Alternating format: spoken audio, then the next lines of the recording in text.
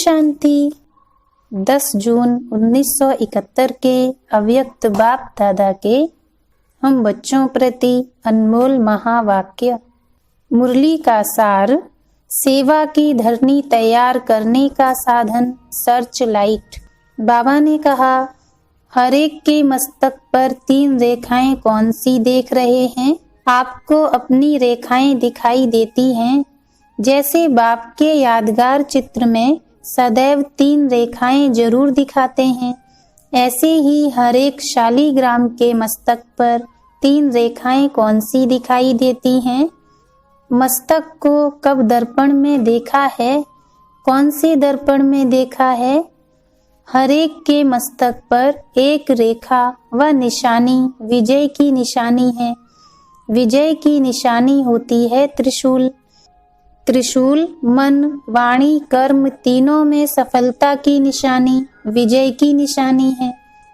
शक्तियों के चित्रों में भी त्रिशूल दिखाते हैं, तो हर एक के मस्तक में यह विजय की निशानी त्रिशूल है। त्रिशूल के ऊपर दूसरी रेखा व निशानी है बिंदी। तीसरी रेखा फिर है त्रिशूल के नीचे जो लंबी लाइन होती है, वह निशानी है। लाइन क्लियर और केयरफुल की। केयरफुल भी और क्लियर भी। मार्ग के बीच में कोई भी रुकावट न आए तो तीसरी निशानी है सीधा मार्ग पर एक रस हो चलने वाले। तीनों ही रेखाएं व निशानियां हर एक के मस्तक पर देख रहे हैं। रेखाएं सभी की होती हैं, लेकिन कोई की स्पष्ट होती है, कोई की स्पष्ट नहीं होती है। तो आपने अपनी लकीरें देखी, त्रिशूल है, लाइन क्लियर भी है और आत्मिक स्थिति की बिंदी भी है। भक्त लोग भी मस्तक में तिलक की निशानी रखते हैं। आप लोगों को मस्तक में लगाने की आवश्यकता नहीं है। सदैव अपने मस्तक की इन रेखाओं से अपनी स्थिति को परख सकते हो। तीनों ही रेखाएं तेज होनी चाहिए, तब ही सफलता मूर्त बन सकते हो व अपने कर्तव्य को सफल कर सकते हो। अब आप सर्विस पर जा रहे हो। अभी से ही उन आत्माओं के ऊपर अपनी सर्च लाइट डालने शुरू करना है। शुरू की है या वहां जाकर शुरू करेंगे? सर्च लाइट की रोशनी दूर से जाती है, तो यहाँ से ही सर्च लाइट डालनी है। आत्माओं को चुन सकते हो। यहाँ से ही कार्य शुरू करने से वहाँ जाते ही प्रत्यक्ष सबूत दिखाई देगा। सर्च लाइट बनकर के ही चलते फिरते हो व जब बैठते हो तभी सर्च लाइट देते हो। निरंतर सर्च लाइट समझकर चारों ओर वायुमंडल को बनाने का कर्तव्य अभी से ही करना है, जो वहां जाते ही वायुमंडल के आकर्षण से समीप आने वाली आत्माएं अपना सहज ही भाग्य पा सकें, क्योंकि अभी समय कम और सफलता 1000 गुना दिखानी है। पहले का समय और था, समय ज्यादा और सफलता कम होती थी, लेकिन अभी कम समय में सफलता 1000 गुना हो, वह प्लान बनाना है। प्लान के पहले प्लान बनना है। अगर प्लान बन गए तो प्लान प्रैक्टिकल में ठीक आ जाएगा। प्लान बनाने से ही प्लान ठीक चल सकेगा। प्लान बनने के बाद फिर प्लान क्या रखना है जिससे ज्यादा सफलता प्राप्त हो, सो थोड़े में सुनाते हैं जो कभी भूले नहीं। एक तो याद रखना कि हम सब एक मत हैं, अर्थात एक के ही मत पर एक मति। दूसरी बात, वाणी में भी सदैव एक का ही नाम बार बार अपने को व दूसरों को स्मृति में दिलाना है। तीसरी बात, चलन अथवा कर्म में इकोनॉमी हो। न सिर्फ तन में इकोनॉमी करनी है, लेकिन वाणी में भी इकोनॉमी हो, संकल्प में भी इकोनॉमी, समय में भी इकोनॉमी। तो चलन में सभी प्रकार की इकोनॉमी हो। यह तीनों ही बातें एक मति, एक का नाम, अर्थात एक नामी और फिर इकोनॉमी। यह तीनों ही बातें सदैव स्मृति में रख फिर कदम उठाना व संकल्प को वाणी में लाना है। कोई भी लेन देन करते हो तो उसी समय एक स्लोगन याद रखना है, बालक सो मालिक। जिस समय विचारों को देते हो तो मालिक बनकर देना चाहिए, लेकिन जिस समय फाइनल होता है उस समय फिर बालक बन जाना है। सिर्फ मालिकपना भी नहीं, सिर्फ बालकपना भी नहीं। जिस समय जो कर्म करना है उस समय वही स्थिति होनी चाहिए। और जब भी अन्य आत्माओं की सर्विस करते हो तो सदैव यह भी ध्यान में रखो कि दूसरों की सर्विस के साथ अपनी सर्विस भी करनी है। आत्मिक स्थिति में अपने को स्थित रखना, यह है अपनी सर्विस। पहले यह चेक करो कि अपनी सर्विस भी चल रही है। अपनी सर्विस नहीं होती तो दूसरों की सर्विस में सफलता नहीं होगी। इसलिए जैसे दूसरे को सुनाते हो ना कि बाप की याद अर्थात अपनी याद व अपनी याद अर्थात बाप की याद, इस रीति से दूसरों की सर्विस अर्थात अपनी सर्विस यह भी स्मृति में रखना है। जब कोई भी सर्विस पर जाते हैं तो सदैव ऐसे समझो कि सर्विस के साथ साथ अपने भी पुराने संस्कारों का अंतिम संस्कार करते हैं। जितना संस्कारों का संस्कार करेंगे उतना ही सत्कार मिलेगा। सभी आत्माएं आपके आगे मन से नमस्कार करेंगी। एक होता है हाथों से नमस्कार करना, दूसरा होता है मन से। मन ही मन में गुण गाते रहें। जैसे भक्ति भी एक तो बाहर की होती है, दूसरी होती है मानसिक। तो बाहर से नमस्कार करना यह कोई बड़ी बात नहीं है, लेकिन मन से नमस्कार करेंगे, गुण गाएंगे बाप के कि इन्हों को बनाने वाला कौन। दूसरा जो उन्हों के अपने दृढ़ विचार हैं उनको भी आपके सुनाए हुए श्रेष्ठ विचारों के आगे झुका देंगे। तो नमस्कार हुआ ना। मन से नमस्कार करें, यह पुरुषार्थ करना है।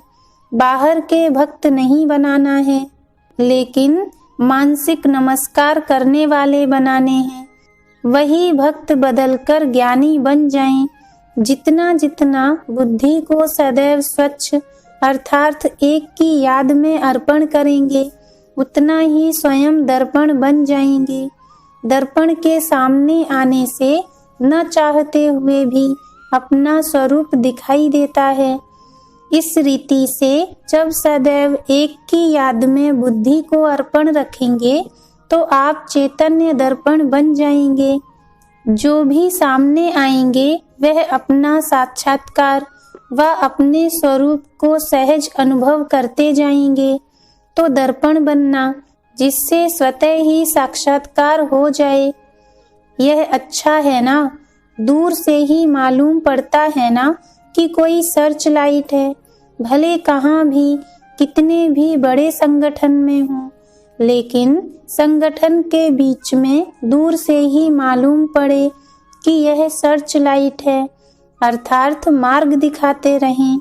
आप लोग नॉलेज और याद की सर्च लाइट द्वारा मार्ग दिखलाने वाले सर्च लाइट हो। और जब दृढ़ संकल्प करके जाते हैं तो संकल्प से स्वरूप बन ही जाएंगे। संकल्प है कि हम विजयी रत्न हैं तो स्वरूप भी विजय का ही बन जाता है। वाणी और कर्म ऐसे ही चलते हैं। संकल्प के आधार से विजय कर्म में भरी हुई है। विजय का तिलक सर्विसेबल आत्माओं को लगा हुआ है। सर्विस अर्थात विजय का तिलक लगा है। यह सर्विसेबल ग्रुप जा रहा है ना, जिसका एक सेकंड व एक संकल्प भी सर्विस के सिवाय न हो, वह है सर्विसेबल। ऐसा यह ग्रुप है ना। जब खास सर्विस पर जाते हैं तो अपने ऊपर भी खास ध्यान देना होता है। यह साधारण सर्विस नहीं है, लेकिन विशेष सर्विस है। साधारण सर्विस करते हो तो साधारण स्मृति रहती है। जब कोई भी विशेष कार्य करना होता है तो विशेष याद रहती है। तो साधारण स्मृति में नहीं, लेकिन पावरफुल स्मृति में रहना है। सदैव पावरफुल स्मृति में रहने से वायुमंडल पावरफुल रहेगा। पावरफुल वायुमंडल होने के कारण कोई भी आत्मा इस वायुमंडल से निकल नहीं पाएंगे। तब ही सर्विस की सफलता होगी। सदैव एक दो के विचारों को सत्कार देकर स्वीकार करना है, तो फिर मानसिक नमस्कार सहज करेंगे। सदैव हाजी हाजी का पाठ पक्का करना। जितना हाजी हाजी करेंगे उतना ही सभी जय जयकार करेंगे। आप अपने शक्ति स्वरूप की व पांडव स्वरूप की प्रत्यक्षता करने के लिए जा रहे हो ना। अश्व चक्र लगाकर आत्माओं को यज्ञ में स्वाहा कराने लिए जा रहे हैं। स्व तो स्वाहा हो ही चुके हैं। एकदम प्लेन बनना है।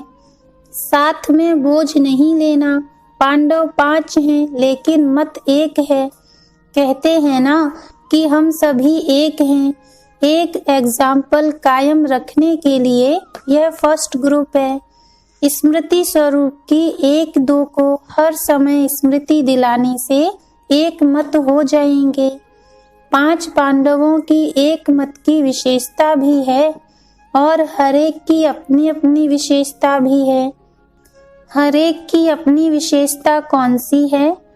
जैसे 4 मास्केटियर्स 4 बंदूकधारी फौजी का सुनाते हैं ना, तो एक दो में मिलजुल कर हर कार्य को सफल बनाना है। हर एक अपने ऊपर विशेष एक ड्यूटी ले। हर एक अपने विशेष कार्य की जिम्मेवारी सुनाओ। संगठन में होते हुए भी अपनी विशेषता का सहयोग देने से सहज हो जाता है। एक एक पांडव क्या विशेषता दिखाएंगे? आत्मा के नाते तो सभी पांडव हो और शक्तियां भी हो। अपनी विशेषता का मालूम है। अपना उमंग उत्साह और एक रस अवस्था सदैव रहे। कितना भी कोई किन बातों द्वारा आप लोगों को हराने की कोशिश करे, लेकिन जब प्रैक्टिकल अनुभवी मूर्त होकर के उनको आत्मिक दृष्टि और पावरफुल स्थिति में स्थित होकर 2 शब्द भी पावरफुल बोलेंगे, तो वह अपने को कागज का शेर समझेंगे। जैसे देवियों का दिखाते हैं ना कि सामने असुर विकराल रूप से सामना करने आते हैं, लेकिन उन्हों के आगे जैसे बिल्कुल पशु अर्थात बेसमझ बन जाते हैं। कितना भी बड़ा समझदार हो, लेकिन आपके अनुभवी मूर्त और आत्मिक दृष्टि के सामने बिल्कुल ही अपने को बेसमझ समझेंगे। भले आपके सामने कितना भी रूप धारण करने की कोशिश करें। शक्तियों के पांव के नीचे सदैव भैंस दिखाते हैं, क्योंकि कितना भी कोई अपने को सेंसिबल नॉलेजफुल समझे, लेकिन भैंस बिल्कुल बेसमझ होती है। बनकर एक रूप आए और बन जाए दूसरा रूप। शक्तियों का यादगार दिखाते हैं ना। असुर सामना करने विकराल रूप धारण कर आते हैं, लेकिन जब शक्तियों का तीर लगता है तो फिर दूसरा रूप हो जाता है। इसलिए सदैव यह याद रखना कि हम ऑलमाइटी अथॉरिटी के द्वारा निमित्त बने हुए हैं। ऑलमाइटी गवर्नमेंट के मैसेंजर हो। कोई से भी डिस्कस में अपना माइंड डिस्टर्ब नहीं करना है, नहीं तो वे लोग साइंस की शक्ति से संकल्पों को भी रीड करते हैं।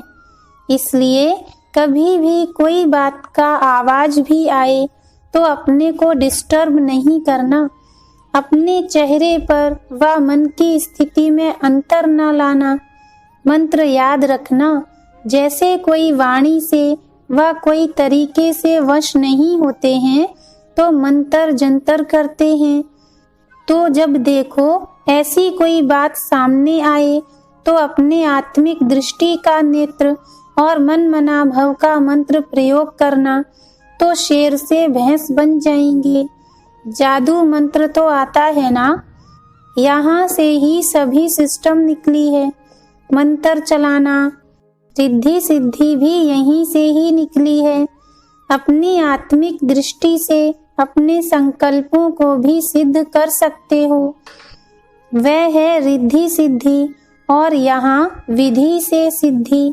शब्दों का अंतर है। रिद्धि सिद्धि है अल्पकाल, लेकिन याद की विधि से संकल्पों और कर्मों की सिद्धि है अविनाशी। वह रिद्धि सिद्धि यूज करते हैं और आप याद की विधि से संकल्पों और कर्मों की सिद्धि प्राप्त करते हो। अच्छा, ओम शांति।